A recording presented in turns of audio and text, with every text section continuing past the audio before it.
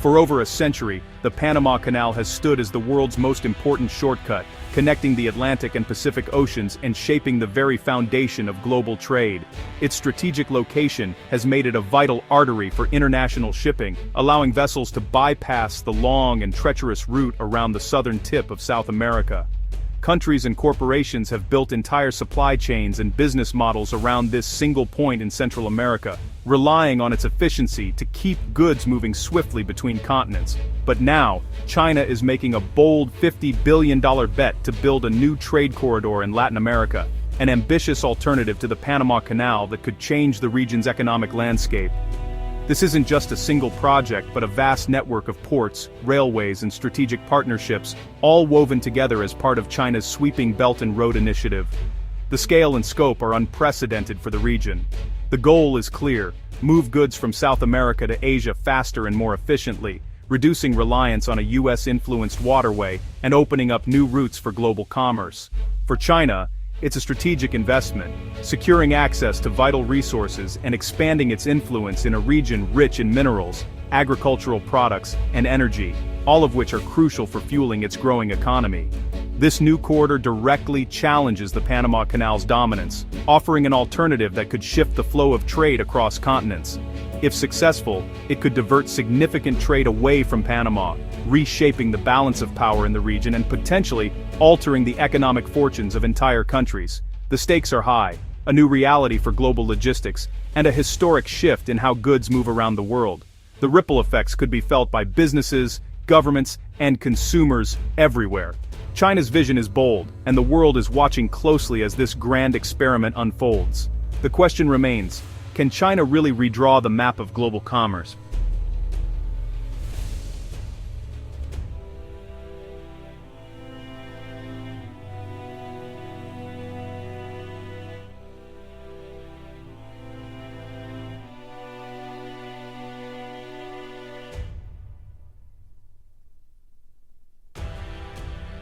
Of international trade. At the heart of China's plan is the new deep-water megaport in Changsha, Peru.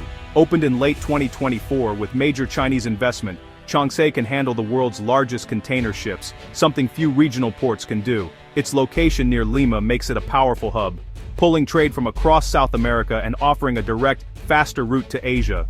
Previously, ships had to detour north or south to find suitable ports. Now, Changsha slashes shipping times and costs. For Peru, the port means jobs and economic growth, transforming a quiet town into a center of international commerce. But it also deepens Peru's economic ties to China, increasing Beijing's influence in the country.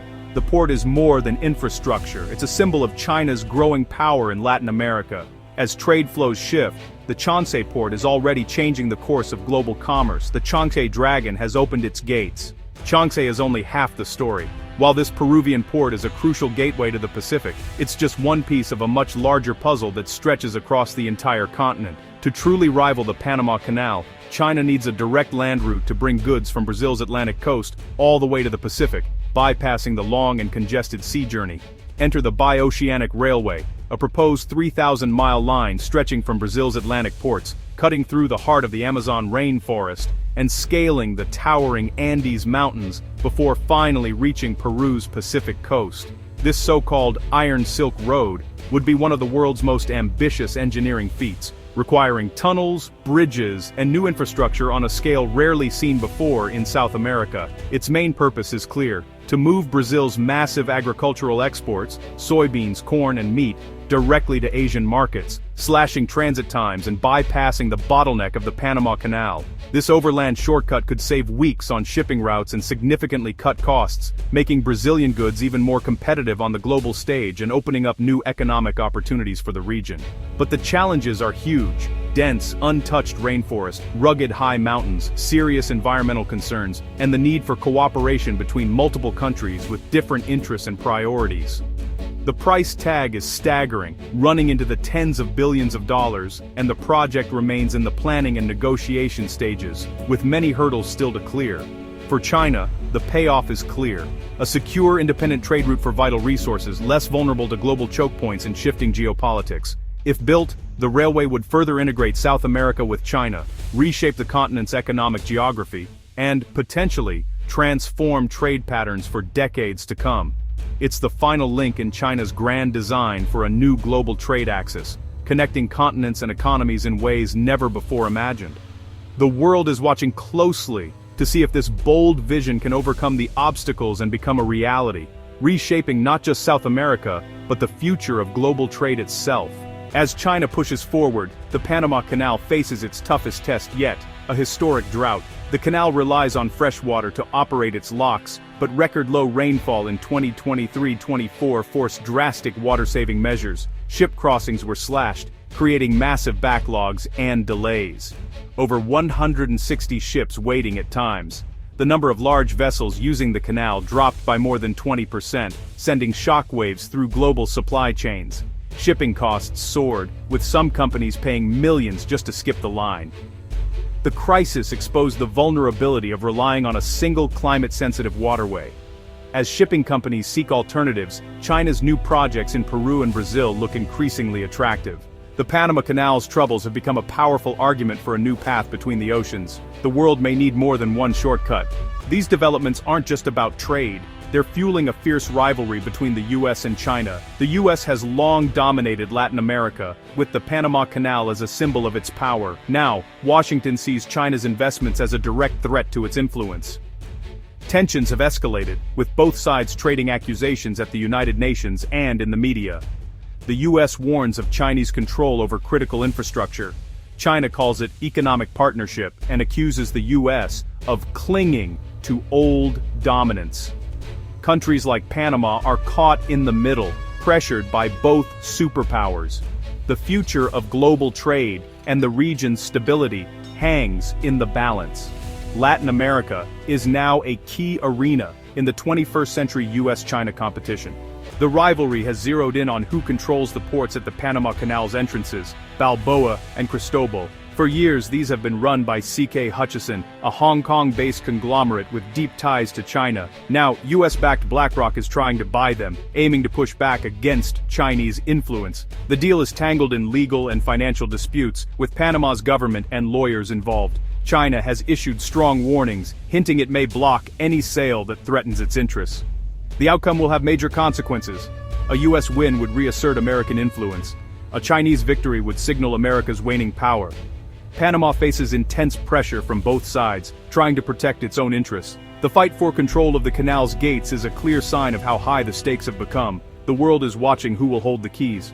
China's new trade corridor marks a new era for global commerce, one with more than one shortcut between oceans. For over a century, the Panama Canal has been the world's most vital link between the Atlantic and Pacific. But now, new routes are emerging, challenging the old order and offering alternatives that could reshape the flow of goods worldwide. Competition could mean lower shipping fees and faster delivery for some, but also new winners and losers. As ports and railways expand, businesses and entire economies will need to adapt to shifting trade patterns, and the stakes are high for everyone involved. Panama's economy could suffer as trade shifts, while new jobs and industries rise around Changsei and the railway. The ripple effects will be felt across the region as workers, investors, and governments adjust to a rapidly changing landscape. The US is scrambling to catch up, realizing it's years behind China in regional influence. American policymakers are now rethinking their strategies, seeking ways to regain lost ground and protect their interests in the hemisphere. The future may see global supply chains split along geopolitical lines, with some countries favoring US routes, others China's. This division could reshape alliances and redefine how goods move across continents. The Panama Canal could adapt and modernize, or China's projects could become the new center of gravity. Both sides are investing heavily, hoping to secure their place at the heart of global trade. Most likely, both routes will coexist, creating a more resilient but complex global trade network. This new reality will demand flexibility and innovation from everyone, from shipping giants to small exporters. The old map of trade is being redrawn, new lines are being traced, and the world's economic geography is shifting before our eyes. Decisions made today in Washington, Beijing, and Panama City will shape commerce for generations. The choices of leaders now will echo far into the future, determining who benefits from the next era of global trade. The world's shortcuts are multiplying, and the race for control is just beginning. As new corridors open and old ones evolve, the competition to shape the future of trade has never been more intense.